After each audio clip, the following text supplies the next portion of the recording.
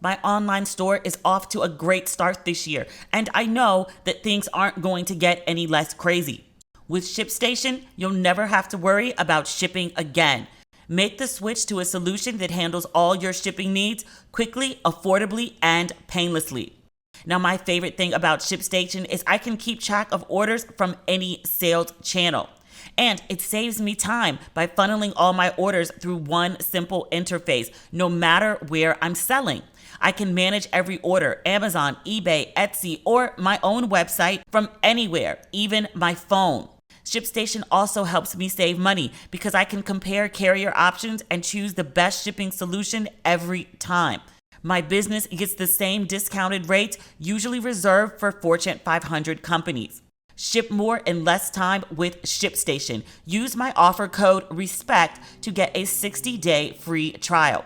That's 2 months free of no hassle, stress-free shipping. Just go to ShipStation.com, click on the microphone at the top of the page, and type in RESPECT. ShipStation. Make ship happen. Ladies and gentlemen, boys and girls, and those who don't identify as either, you are listening to Ratchet and Respectable with Demetria L. Lucas. Oh my God, I'm so tired right now. Like, I just got back from the gym. It's 10:13 on Thursday night. I should have been recorded this podcast.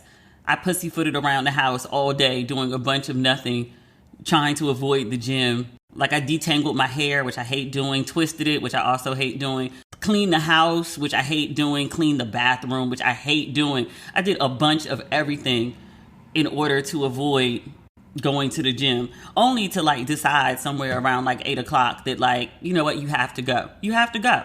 I've been working out consistently. It'll be 3 weeks on Sunday. I'm 9 pounds down. So I'm seeing the results, so I'm not mad at it, but my God, I'm so tired. Like, my body is tired. I so didn't feel like going today, and I had to go on this Instagram page and look at people's before and after. I had to go on Angelique Miles' page because she's like over 50 and her body is freaking amazing. She walks around in sports bras and tights and like bikinis all the time. And I was like, can this be my life? I'm moving to a tropical climate. Can this be my life? It could be. If I get up and go to the goddamn gym, which is what I did. I had to go scroll through a whole list of inspirational quotes. It took a lot to go to the gym today. I found that meme that's like, you can't be mad that you don't get rewards for work that you didn't do. I had to do this whole hype myself up. It took like 45 minutes and I was like, just go. Just go. Just walk to the gym. Even if you only work out for 10 minutes, it counts. Just do something. And then I went and I did like a full workout with like kettlebells and everything. I did more than I usually do. It's a good workout. I'm tired as fuck, but it was a good workout. I've also now ordered wine. Wine is like grapes, right? It's like I'm eating grapes. It's like fruit. It's healthy. Like 1 glass. I swear these drizzly drivers know my name by now. I order wine weekly. Don't judge me. I have a lot on my plate right now. Like more than I ever talk about. But there's a lot. It's a lot going on. A lot. Speaking of a lot, people have lost their goddamn minds this week. Future, I mean you. Trey Songz, I mean you. Mike Tyson, I mean you too. Somebody else. Thandiwe Newton, I think she might have too. Who else? There was somebody else. Thandiwe, Mike Tyson, Trey Songz, A$AP Rocky. A$AP Rocky. I'm just going to give you a heads up. I'm going to talk about these folks a little bit later in the episode. I just want you to know that my respectability politics is flaring. All of a sudden, it doesn't pop up often, but when it does, y'all probably will not like some of my comments during this episode. Just heads up. But we're not going to start there. We're going to start, you know what? This is an interesting list. We're just going to start at the top of the list. Netflix. I keep reading all this hype about Netflix. 200,000 people have unsubscribed from Netflix, and it's sending the stock plummeting, and it's in a frenzy. And Netflix is talking about adding commercials. I swear for God, if Netflix has commercials, I'm not watching that shit. I pay extra on Hulu not to see commercials. I guess that's probably the point. They're going to charge like the regular rate and then add commercials and then charge people an extra rate for them not to see commercials to make up for this like 200,000. I don't know if Netflix knows. Like, I hope their CEO, like, you're gonna be fired next year if you do that shit. Because people are going to bail. Can you imagine watching the ultimatum, you trying to get your good binge on, and they start showing you commercials? Oh, no. Oh, absolutely no. You know what I'm not understanding about this Netflix thing, though? You know, Netflix has something like... I was on the phone with my dad earlier today, and we were talking about Netflix. Netflix has something like, conservatively, 220 million subscribers worldwide. Do you know what 200,000 subscribers is to Netflix? I mean, it's significant. I mean, you're, multiplying it by 14, because I think that's what the Netflix monthly rate is. But you understand that like 200,000 isn't even 1%. It's 1/10 of 1% of Netflix subscribers. Just like put that in perspective. So like you hear like, oh my God, 200,000 people have like dropped Netflix. I feel you. But it's literally 1/10 of 1%. Maybe I don't understand business like I thought I do, but 1/10 of 1% is, we're excitable over this? Okay.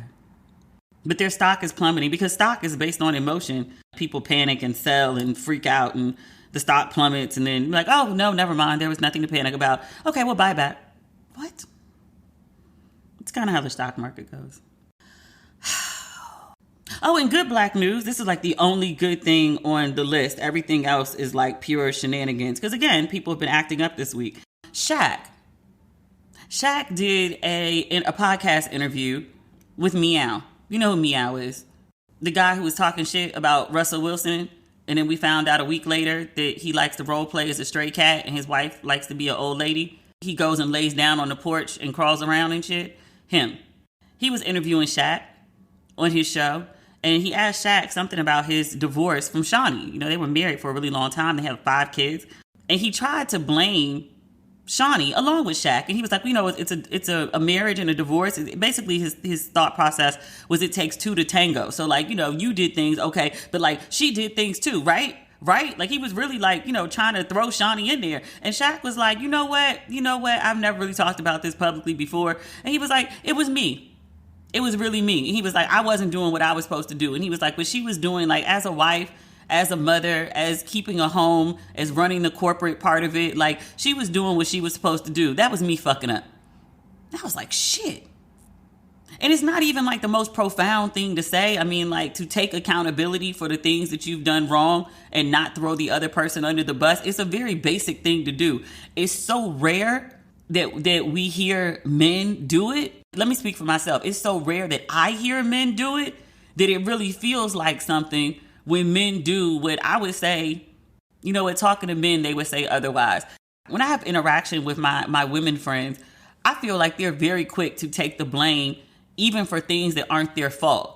They're just like, well, he did X, but I should have done Y, and I should have done this, and I should have did this. And like my shortcomings are what made him do X, Y, Z. Women are, in my understanding, are very, very quick to like blame themselves and take accountability for shit that's not even theirs to take. Apologize for shit that they have no reason to be sorry for because like, you didn't do it. So when I heard Shaq do that, and I'm not like not a Shaq fan. I'm not like a Shaq fan, if that makes sense. Although I have a very interesting Shaq story. You want to hear my Shaq story?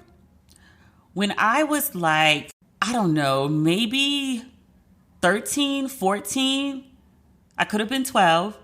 It was the first year that Shaq got signed to the NBA. And my family and I came to LA, probably for something with my dad's job. And we were staying at a hotel in Century City. And we were like the only black people at the hotel. And we were having breakfast one morning, and this guy comes over, this huge, gigantic human comes over and asks my dad, he's like, hey, I have these roses. Is it okay if I give them to your wife? And my dad was like, huh? And he was like, let me explain. I bought these roses for my mother. They're so beautiful. She can't take them with her. She doesn't want me to throw them out.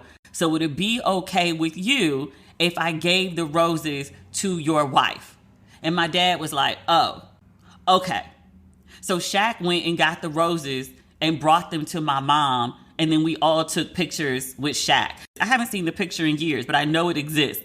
I think it's me and Shaq, and then it's like my mom and my dad and Shaq. I think his mother might be in the picture too, with the roses. So there's like a whole backstory to it. I'll see if I can find it. I definitely don't have it in my phone. My parents have it at the house somewhere. So that's like my Shaq story. I liked him. I think I like him so much better now.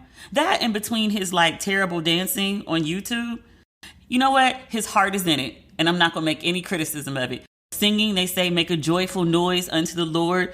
I guess he's making a joyful dance unto somebody. I'm not quite sure who, but he seems joyful. And I don't want to say anything negative against his spirit. He seems to be in some sort of like healing place. So good for him. You know who don't take accountability for shit? Future. Future's on the cover of GQ. And the headline is the greatest rapper alive. And I was like, did all the other rappers die? Has someone checked on Jay-Z or Andre 3K or Kane, Rakim, Scarface, Kanye, Drake, Black Thought, Lauryn Hill? There's a long list. Future, you can't even understand what the mofo is talking about. He mumbles. I mean, this is part of outrage marketing, which I totally admit I'm falling victim to in this moment. GQ puts this, superlative on the cover, calling Future the greatest rapper alive, which automatically encourages people to debate whether he is or whether he's not. So you end up talking about Future. It's great marketing for Future. I didn't read the article because it's about Future. I'm going to assume he has a new project coming out soon because that's how people usually end up on covers. I think GQ has, great marketing. But also, I'm like, yo, your credibility looks crazy right now. Future, the greatest rapper alive? There's got to be at least like 20 people who need to die before Future can even be in the conversation. Even in Atlanta. You're not even the greatest rapper alive in your own city. Why am I getting this worked up over Future? And the cover is like the least craziest thing he said. So again, without reading the full article, because I can't read like 2,000 words on Future. I can't. Not even for the purposes of this podcast and being like well informed. I can't. I'm sorry. I failed you here. I can't. I've seen tons of articles about what Future talks about in the article and then like video that he did to accompany the article.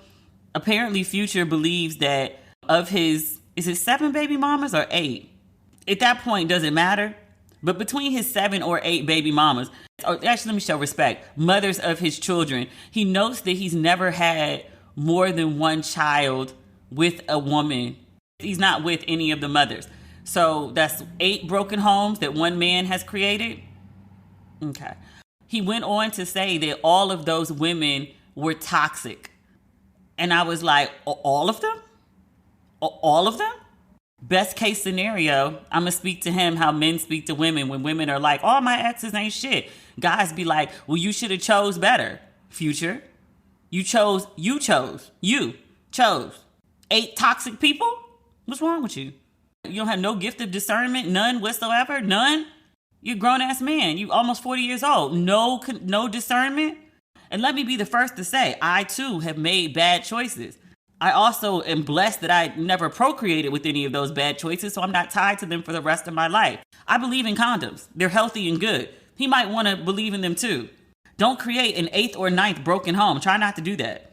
Worst case scenario, sir, you're the common denominator. You may be the toxicity. So maybe they are toxic. Maybe you're absolutely right. You have chosen all toxic people. But you don't think maybe you're toxic too? Maybe there's something fucked up about you too. BetterHelp is here to help. At the very least, to help you understand why you keep creating children with toxic people and why you have like an aversion to condoms. It doesn't make sense. And he's on this shit for like 20 years. I want to say like the oldest kid is something like 21, 22. I was like, so you've been on this bullshit for 2 decades and ain't learned shit? He said he wants to get married though. He said he thinks it would be nice to raise a child or 2 with his wife. And I believe he said it would make it more special. And I was like, sir, I'm just a random person reading this article. The women he impregnates, the child support he pays has absolutely no effect on my life whatsoever. I'm just a bystander and observer, right? But I'm like, do you realize that like the mothers of your children will read this? Even more important here, the children. Like you're sitting up here talking about like you're going to marry somebody and you're going to have like 2 or 3 kids with this person and it's going to make it more special because you'd be married to this person. Did you ever think like how your children would feel hearing that that like you want to have like this more special thing, this with a wife, because their mothers are toxic, one, and two, less special. That would totally make me feel like shit if I was his kid. And he's not like some 25-year-old with the lack of forethought who just got his first big cover and isn't used to talking to the press and just says like asshole things and has like no forethought whatsoever. I'm like, you're grown, bruh. Black men in general don't live that long. You're actually middle-aged for a black guy. And this is the shit that comes out of your mouth in interviews. And again, it's more outrage marketing. I mean, that's all that whole GQ bundle, whatever, which is toxic within itself. You say these outrageous things and then people react to these outrageous things. At what cost? Because yeah, like some random girl is talking about your album on her podcast. Okay. And maybe people who are interested in you are like, oh, okay, he must have a project coming out, and go and look for it. What is the cost to your actual personal life? Like your day to day, this affects people I should care about. And I'm thinking of the children or the relationships you got to deal with their moms, especially for the really young kids. Because he's got kids that's like, I want to say his youngest is like, what, 1 or 2? But like you say these crazy things, and then you have to deal with your children, and you have to deal with the mothers of these children. It's worth it to promote your album, to throw literally your family under the bus? Yeah. Speaking of throwing your family under the bus, do I want to talk about DJ Envy's wife? Or do I want to talk about A$AP Rocky? Let's go to DJ Envy's wife. Let's break up the fuckboys real quick. So DJ Envy and his wife, do they have a book coming out? Is that why they were doing this interview? Let's check. DJ Envy, wife. They have a new book coming out. It's called Real Life, Real Love, Life Lessons on Joy, Pain, and the Magic That Holds Us Together. And they did an interview with the Shade Room about the book's release. Hold on real quick. I just had to pause the taping to go get my wine and then pour myself a glass. But as we were saying, DJ Envy and his wife, they have this new book coming out. They did an interview on the Shade Room, which, you know, they shady. So they wanted to discuss a particular chapter in the book. And again, I'm reading this on Men's Health, and it's called the chapter, Faking It in a Relationship. In this portion of the book, the couple reveals that Casey, that's DJ Envy's wife, faked orgasms for a full decade of the couple's relationship. They are high school sweethearts, and they've been married for 2 decades.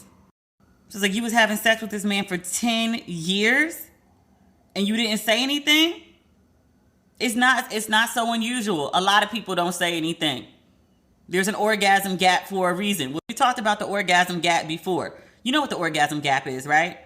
It's the idea that in heterosexual relationships, women aren't having orgasms very often. I'm looking up the exact stats right now because I want to make sure that I get it right when I tell it to you again. So when heterosexual people have sex, it's a 52% orgasm gap, according to Psychology Today. When a cishet man and a cishet woman are having sex, men have an orgasm 91% of the time. And how often do you think women have orgasms? Cishet relationship, 39%. That's a problem. How you getting yours, but I'm not getting mine? So when we talk about DJ Envy's wife and not saying anything for 10 years, she ain't alone. It's a lot of people who aren't telling men that their dick is trash. So in Gia's case, which she shared on the Shade Room, and she says, I'm sure many women can relate. I'm not one of them. I will tell you, like, did you come? No. I'll tell you right after, I didn't come. I.e., you got to do something. Use a finger, use a mouth, use a toy, something. But something got to happen. That's just me, though. She says, you want to reward that man for hard work. And the only reward you have to offer is an orgasm. But even if I didn't feel it, I would still be performative. So yes, I was faking it. She goes on to say that her husband was doing everything a man could do to please her, which covers a bunch of stuff. I think we can all infer what she means. But she says ultimately she didn't know her own body to communicate her physical needs during sex. And so this all came to a head during an argument, which is the most terrible time to say something, because people be like, oh, you just said that because you're mad. No, I said that because I haven't had an orgasm in 10 years. What? And I've been faking it the whole time. What? But they had an argument, and she said, well, I don't be having an orgasm. Actually, that's DJ Envy quoting what she said. And I was like, no, yes, you do. I hear it. And she was like, yeah, I'm faking it. And he was like, every time? And she was like, yeah.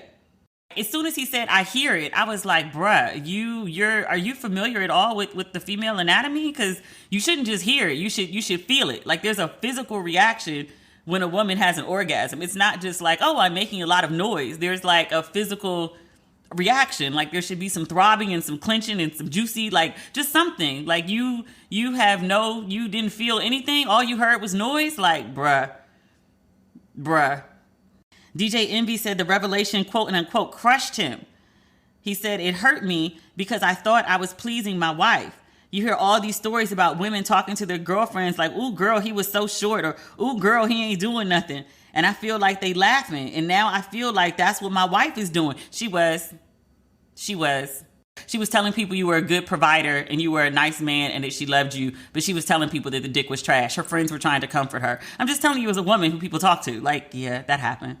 Gia admits that she did weaponize, this is not good behavior. This is angry behavior, but this is not good behavior.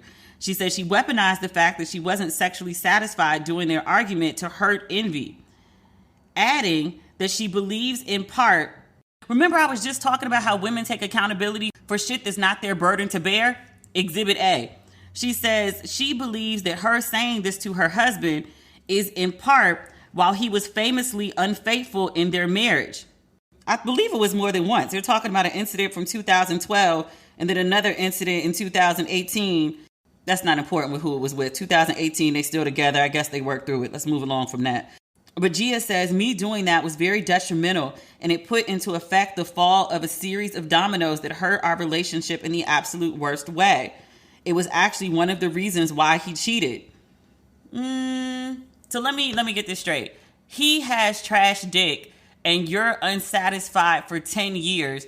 You finally tell him, argument or no, but you finally tell him, I'm not sexually satisfied. And then now you're taking on the blame for him cheating. Folks do a number on themselves sometimes. This is another example. Say you need therapy without saying you need therapy. Like, is this issue really resolved? This cheating issue that happened in their marriage? Because you taking the blame for your husband cheating and your husband blaming you, that's how y'all resolve the reason why he cheated on you? Again, this ain't my life. This ain't my marriage. This ain't my business. You know what? Every week lately, we've been talking about shut the fuck up is free. I swear I need to bring those t-shirts back. I just don't have time at the moment. Like, I understand y'all want to write this book and you want to put your lives out there and you want to tell people about your lives. I think under the guise of maybe you just like to overshare. Maybe you think you're helping people. Now you just got people looking at you crazy. I wish them the best. It's ignited a very interesting conversation about women and their sexual needs and how it's okay to ask for what you want. Because I think a lot of women don't think they deserve good sex. I think they think that that's something that's the domain of men. Like, men have to be sexually satisfied and that's how you get a man or keep a man or whatever. But like, sexual satisfaction is for men, or, sex is something you have to please your man.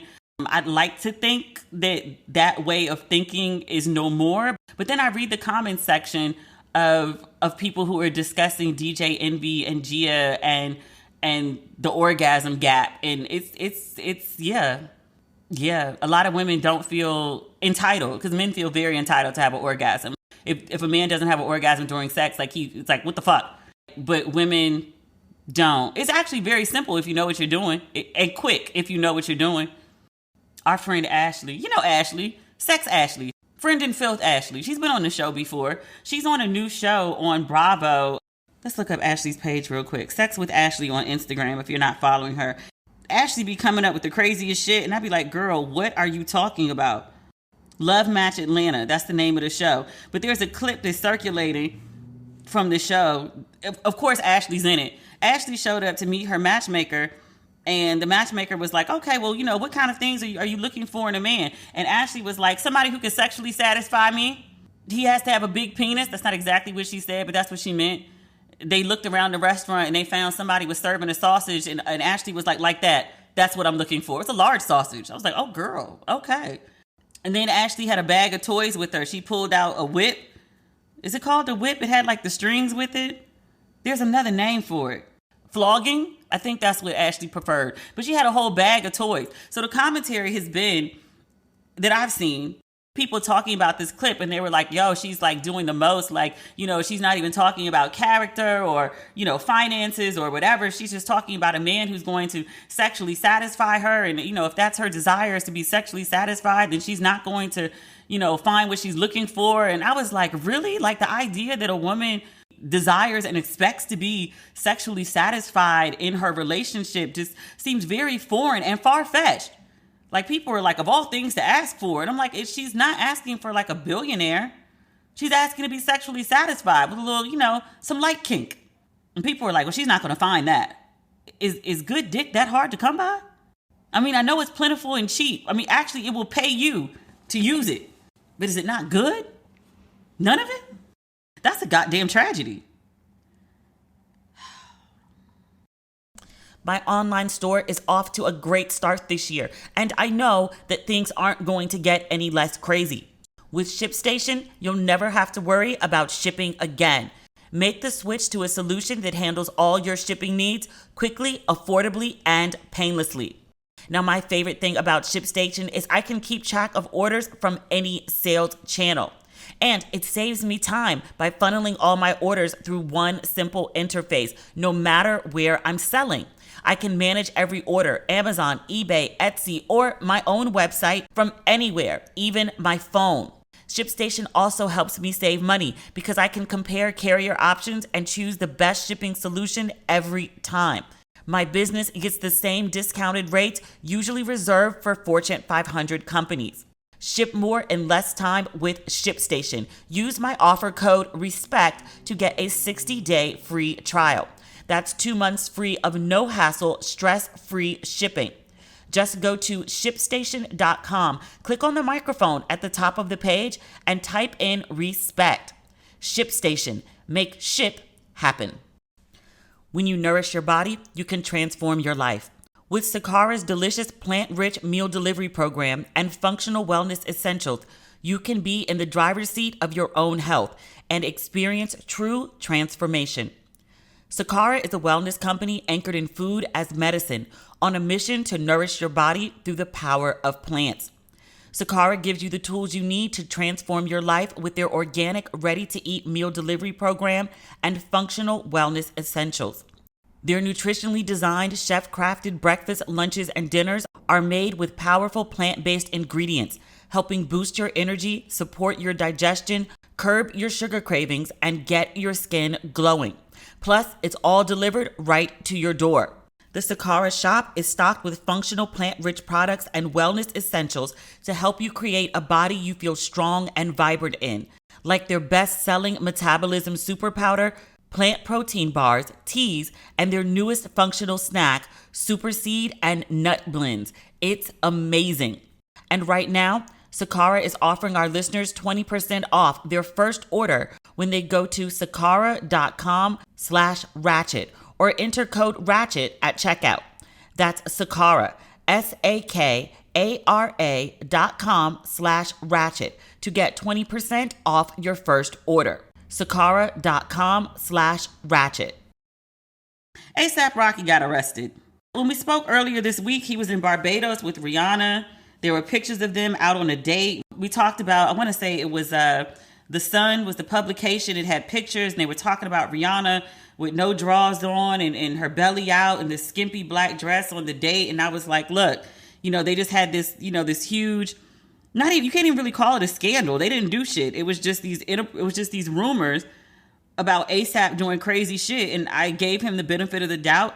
Partially because I was like, no one's this dumb. You're the baby daddy to a billionaire. Like, you're not going to fuck that up. You're not going to fuck that up, my dude.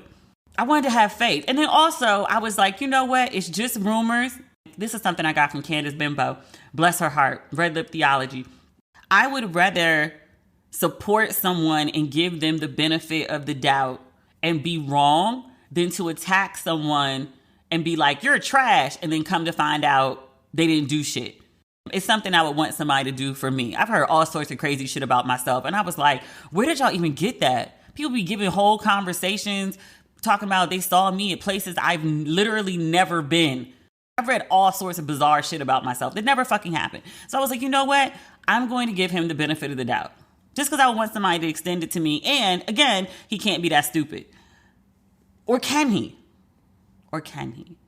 Yesterday, ASAP returned to LAX on a private jet, and he was arrested when he landed. He was arrested in connection with a shooting in Hollywood in November of 2021.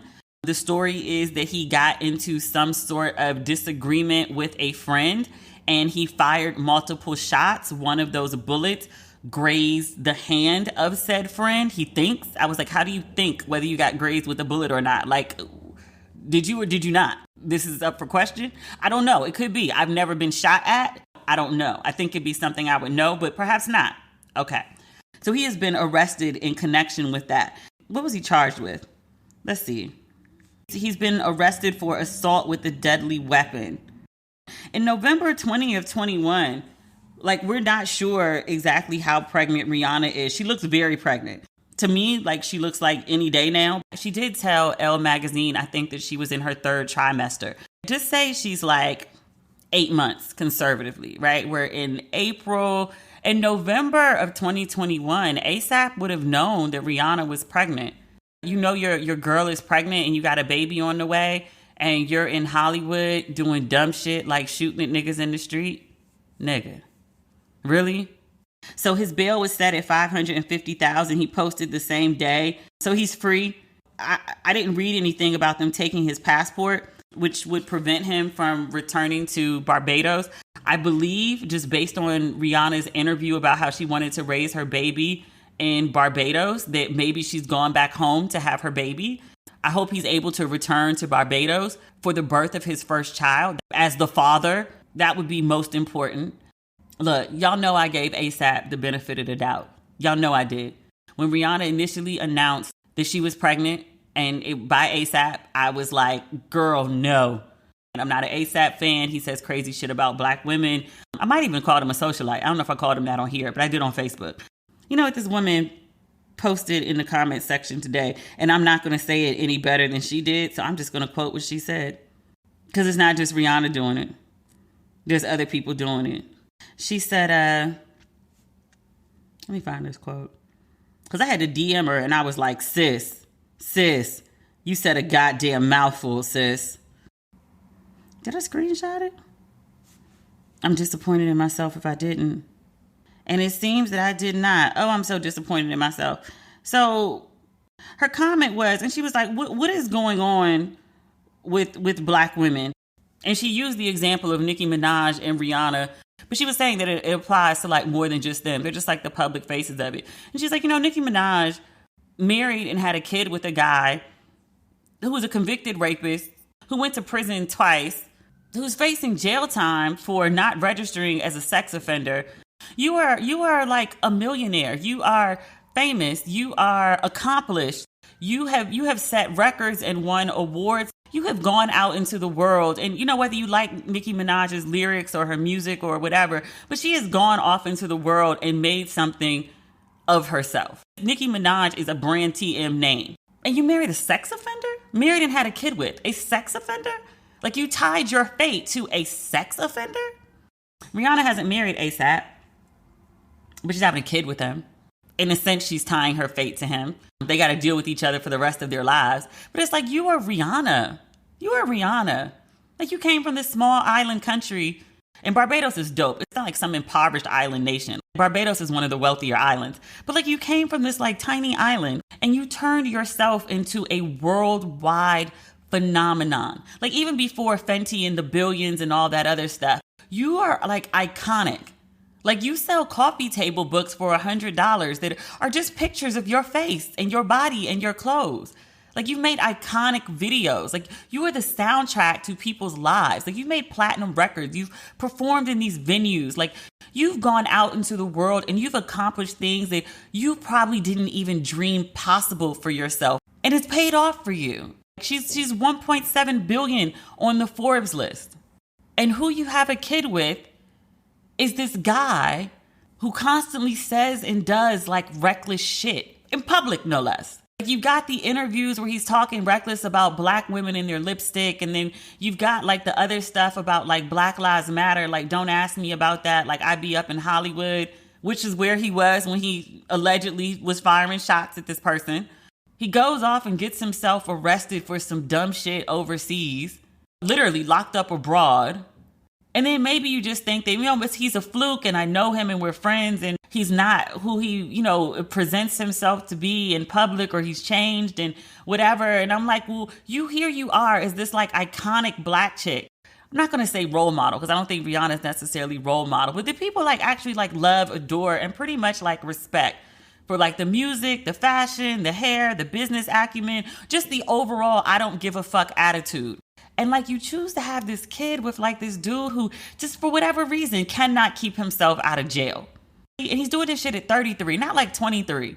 I say this too. There's tons of people that see no parts of jail in their lifetime. They get nothing more than speeding and parking tickets. They're not firing guns off. They're not getting locked up abroad or domestically. Like, that's not their life.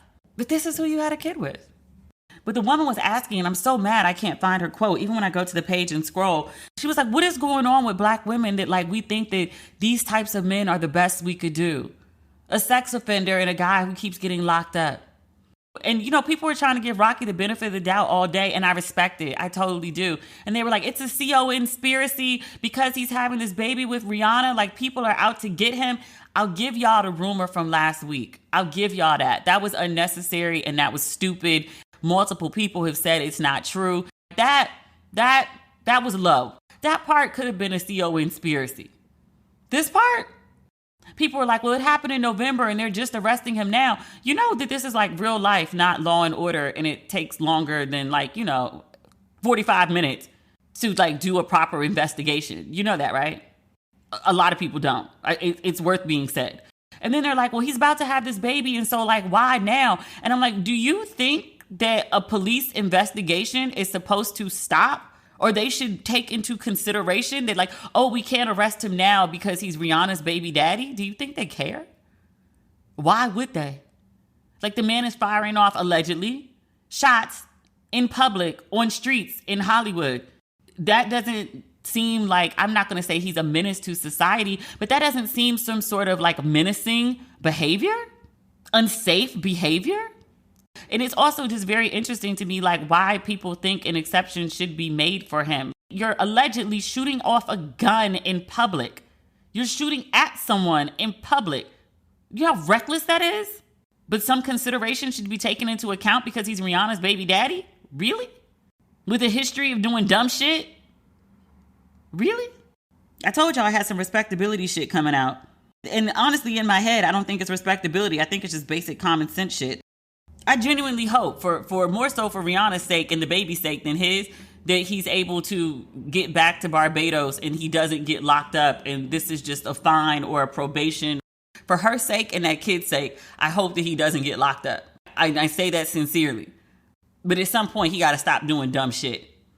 You're somebody's dad. I mean, you're also 33. Like, there's a time for this shit has come to an end. Stop. Do better. Last thing, people date and marry, self-included, at their level of self-esteem. I'm going to let that hang there. You think about that in your quiet hours. What else? Mike Tyson or Trey Songz? Which one? We'll be talking about fuck shit. Let's go to Trey Songz. I don't think Mike Tyson actually qualifies as fuck shit. We'll talk about that in a second.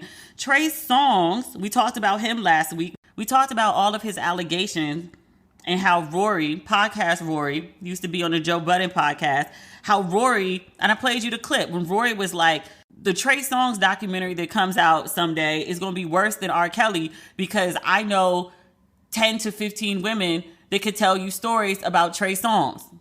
We talked about the allegations, the many women who have either pressed charges or accused him of shit over the years. Many. Say that again, many. That was Tuesday's episode, recorded on Monday. We're Thursday. Another woman has come forward. She has a video. She's suing Trey Songz for $5 million. She says and shows video of her meeting Trey Songz and him pulling her top to the side and exposing her breasts and yelling something like titties free titties, some ridiculous shit. I'm like, are you like an 11-year-old boy? You've never seen breasts before? What the fuck is wrong with you? Well, the woman has it on video. There's not really much to deny. And I see people saying that like, oh, you know, if I sued for every time a guy did, you probably should have. Because that's actually like clear-cut assault. Clear-cut. So there's that. And then, what's the guy's name? The tall guy from Insecure. Serranis. I'm looking up his name right now. The one that was married and then Molly was cheating with him. Allegedly, they had an open relationship. You know what I'm talking about. I swear, that dude stayed pulling somebody's card. Serranis Jackson. That's such a black name. He plays Dro on Insecure.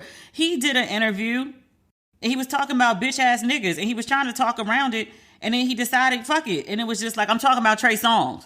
Oh, he doesn't respect Trey Songz. And again, he called him a bitch-ass nigga. And he said because, you know, when dudes come to him in step 2, he wants to back down. But Serranis says he's seen Trey Songz be inappropriate with women, be violent with women, trying to fight women.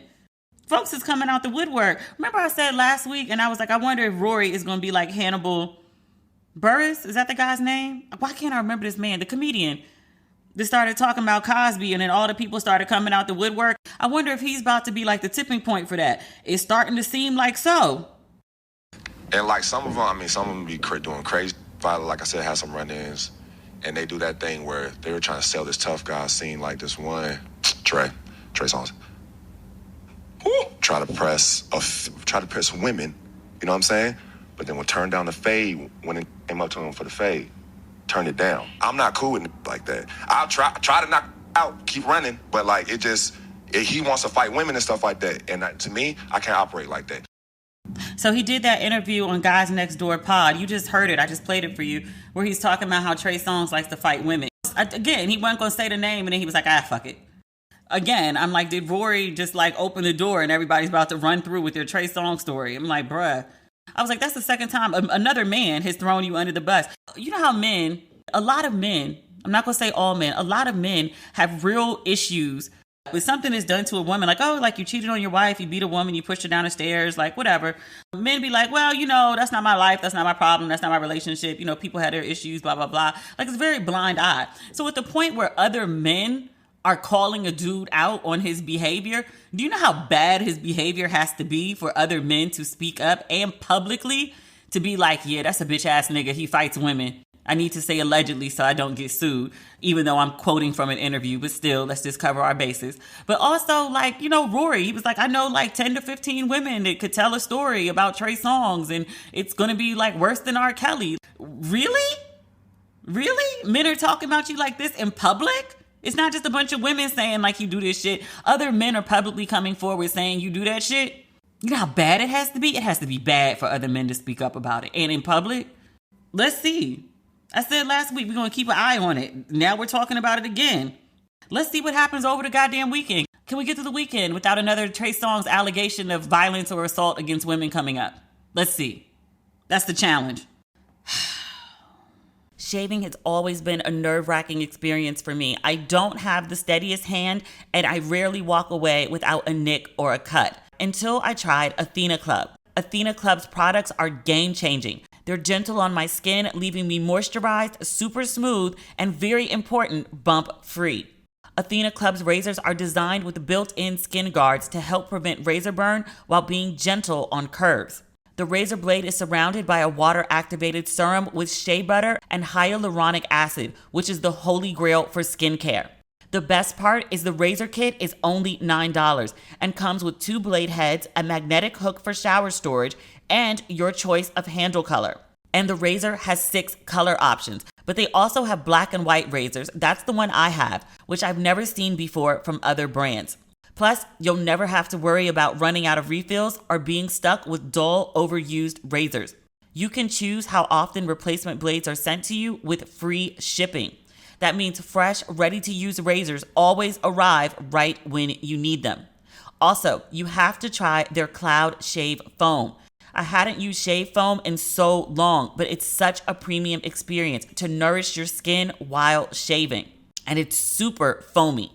Show your skin you care with the Athena Club Razor Kit. Sign up today and you'll get 20% off your first order. Just go to athenaclub.com and use promo code RATCHET.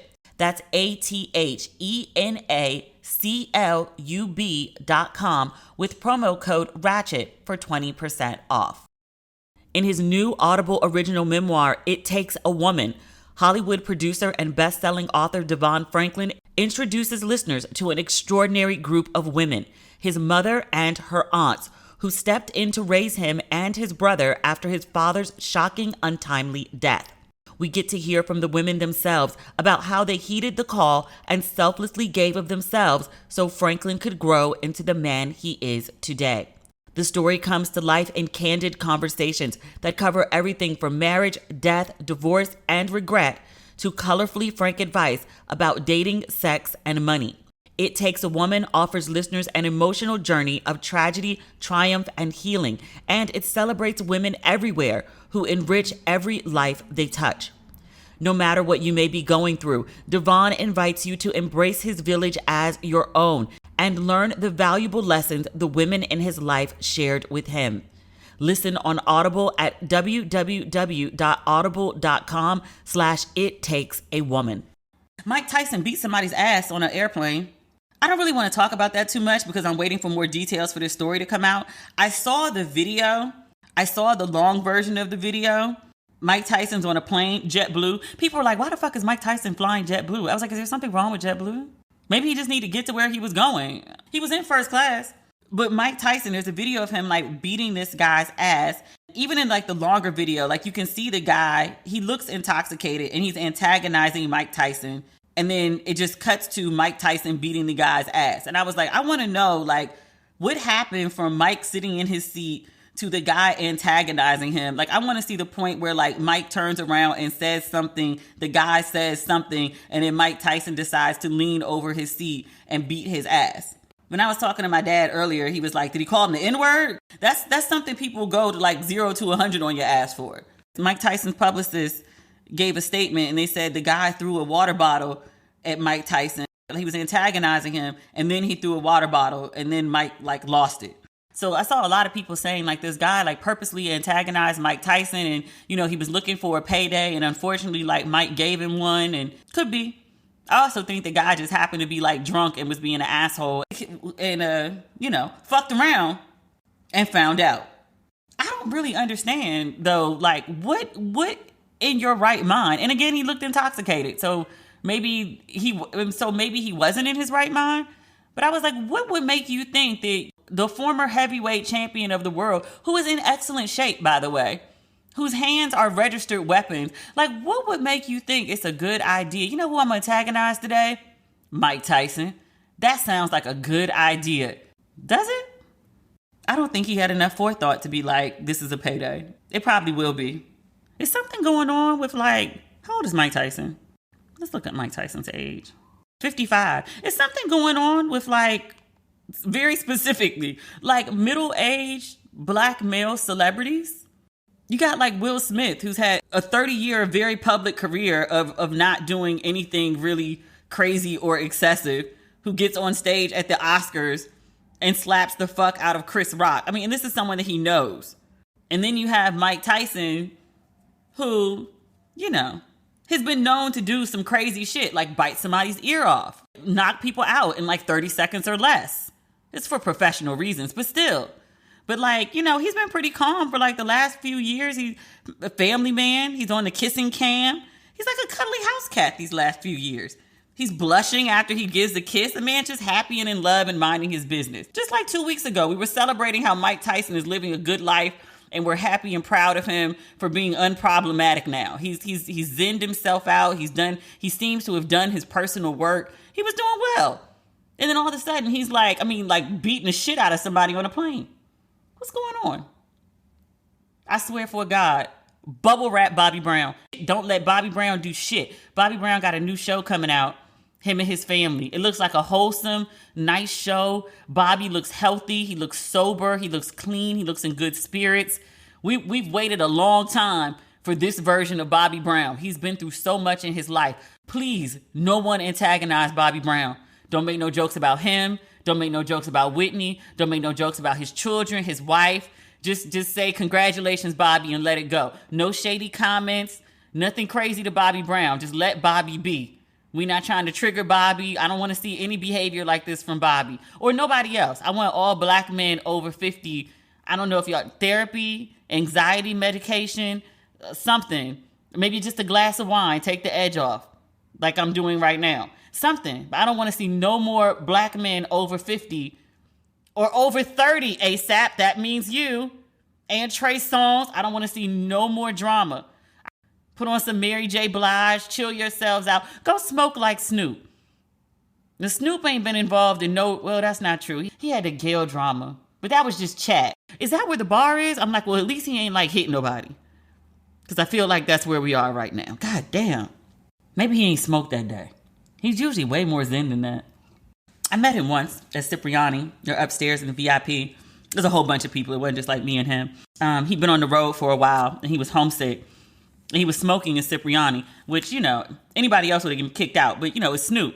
So we were talking. We were having a nice conversation. It was very pleasant, very respectful. We were just talking about, like, missing his family and being on the road. And it was just taking its toll on him. So he, like, you know, lit up. And being the gentleman that he was, like, you know, he passed and was like, you want? And I thought about it in my head. I don't smoke. I don't enjoy the feeling. I much prefer wine over any kind of drug. But he passed it to me, and in my head, I was thinking, like, this is going to be a life story, like that time I smoked with Snoop. And then I was just like, no, because I don't know what this shit is laced with and what it takes to get Snoop Dogg high, because I imagine that's why he's smoking. He wants the feeling of high. It's whatever it is. His version of just like a light toke is more shit than my system could handle. I had this whole rundown in my head after 5 seconds. And I was like, no, I'm good. And then he passed it to somebody else who was sitting nearby because he's like a gentleman. And he was like, hey, like, anybody want to smoke? And most of us had enough good sense to be like, nah, like, you got that, Unc.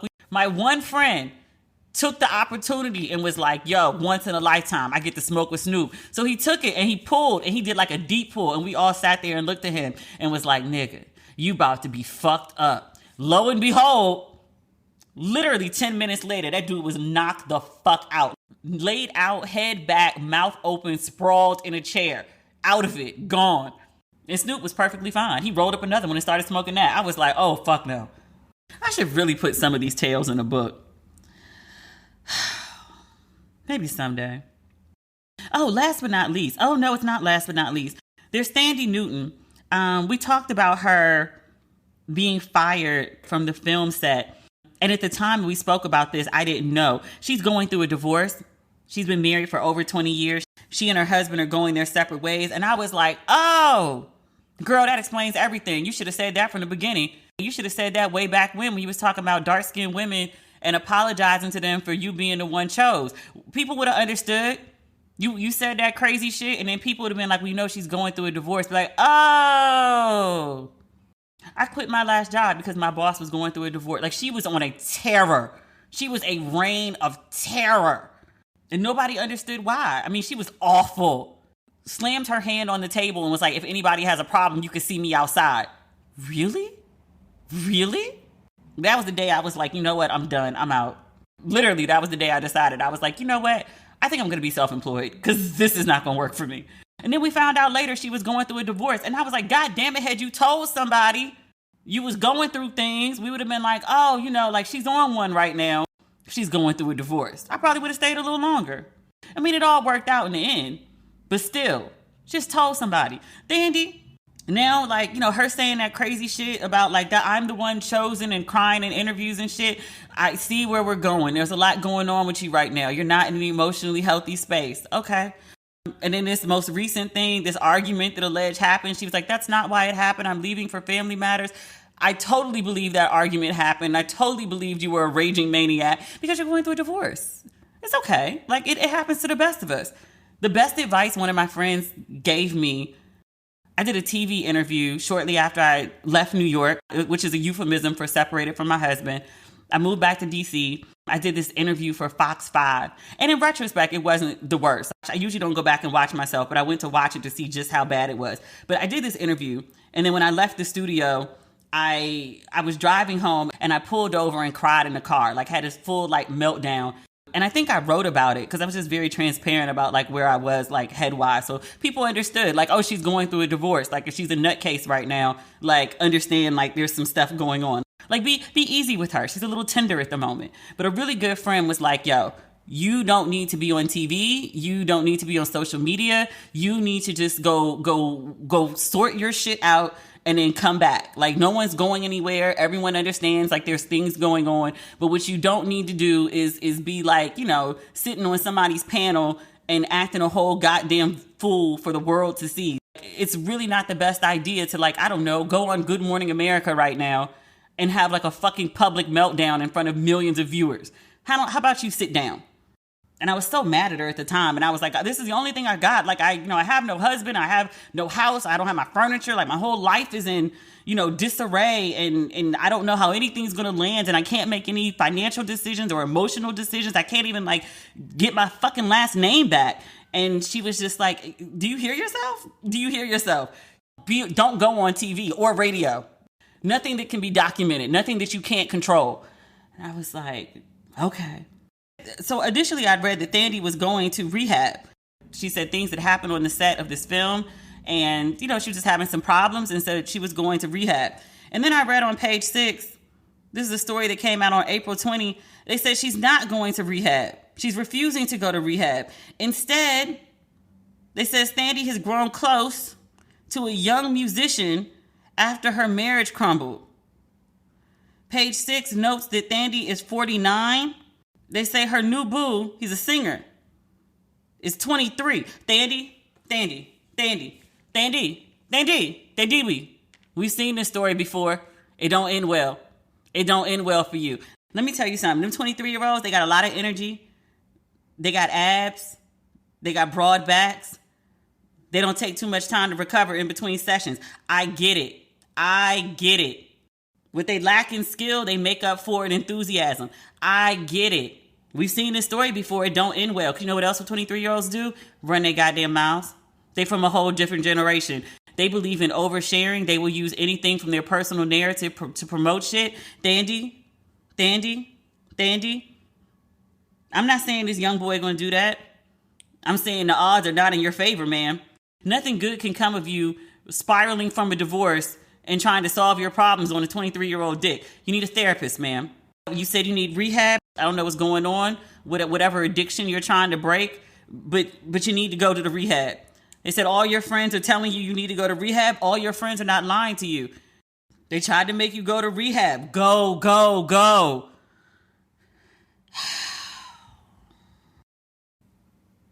How old are her children? Thandiwe was married for 24 years. This young boy is young enough to be her son. He's a cutie. I'm sorry, I'm scrolling this article. I was looking for the ages of the kids. Thandiwe's oldest daughter is 21. She has another daughter who's 17 and a son who's 8. Ma'am, your 21-year-old daughter and you have a 23-year-old boyfriend. And look, I'm not mad at a cougar situation. I'm absolutely not. But if it's a difference between you going through a divorce and having public meltdowns and then, going to hang out for 23-year-old versus things are going well for you in your life. And you're just like, you know what? I think I'm going to take a young boy with his young abs and his broad back and all his energy and enthusiasm. It's a difference. Finding a 23-year-old when you're like, healthy and in good spirits is very different from finding a 23-year-old when you're having a mental crisis and all of your friends are trying to get you to go to rehab. Last but not least, and we're not going to go deep into the story because there's just too much. You've been following this Johnny Depp and Amber Heard. I don't even know what to call it. I guess it's a defamation trial because they're already divorced. They were only married for, I think, a little under 2 years. Very tumultuous marriage. But I've been following a bit of this story. And it'll take me more than just a few minutes to recap it, so I'm going to save it. But you want to know what the final straw was? This is Johnny Depp's account of the final straw of when he was like, you know what, this marriage is fucking over. I can't do this anymore. And they've admitted to like fighting during the marriage, all sorts of crazy shit. Like he sent texts like saying crazy shit about her. Like he hopes she dies like a violent death. Like he hated this woman. Johnny Depp says it was her. She says it was a friend. There's not a dispute over what it was. It's just a dispute over how it got there. So someone, and again, Johnny Depp says it was Amber Heard. He says she shit. Human shit, like literally shit, like shit, bowel movement, shit in their marital bed. He said, I know what human shit looks like. It wasn't dog shit. It wasn't animal shit. It was human shit in our bed. And she says, it was human shit, but it wasn't me. One of my friends shit the bed. I was like, wait. Your defense is not even the dog, went rogue and shit the bed. Your defense is, yes, it was human shit. You're acknowledging it was human shit, but it wasn't you. It was a friend. What kind of friends y'all got? I can't imagine anyone, no one that I know, not one single person could I imagine, even in their drunkest of states. They might get too drunk and pee the bed, which again, through all of my 20s and all of my 30s, never once happened. I can't really see that either, but I can make an allowance for that. If you pee the bed, that's like I was asleep and I was so drunk and like in my sleep, I peed. To shit, you gotta be like awake and like present. Take off your underwear, take off your pants, pull up a skirt, something, and then squat and then force it out. Like, that's not something that just like happens. And that's something you got to think about. Like, you know what? I'm going to shit this bed. Like, no, you know what? Let me like eat some cabbage. There's so much more to that case. I'm not going to recap it now just because it takes too long and it's really late. I need to get this podcast up and I'm going to be up half the night editing it. But yeah, we're going to save that story for some time next week when I can get you all the details, because the details are nuts. And again, this whole thing is not even like for divorce. Amber Heard wrote this article after they were divorced saying that Johnny Depp had abused her. I want to say like physically and sexually abused her is what she accused him of in an essay for a newspaper. And so he's suing her saying that, no, I didn't do that shit. Why would you accuse me of that? So he's trying to clear his name, essentially. So that's how they ended up in trial with these crazy ass details coming out. They absolutely hated each other. I'm like, how did y'all end up married? But, folks make all sorts of bad decisions. At least they didn't have kids. It's actually a clean break, other than, her alleging he abused her and he's saying he didn't. Messy. Literally, somebody shit the bed. All right, y'all. That's not everything, but it's enough. We'll have a little more next week. If you have not picked up your Ratchet and Respectable merchandise, please do. It is available at demetriallucas.com. I will highly suggest to you, if you want merchandise, you may want to order it by Sunday. If you order by Sunday, it can go out on Monday. Otherwise, it's going to be a minute. Again, not everything, but it's what we got. I'll talk to you again next week, Tuesday. Okay, have a great weekend. Bye.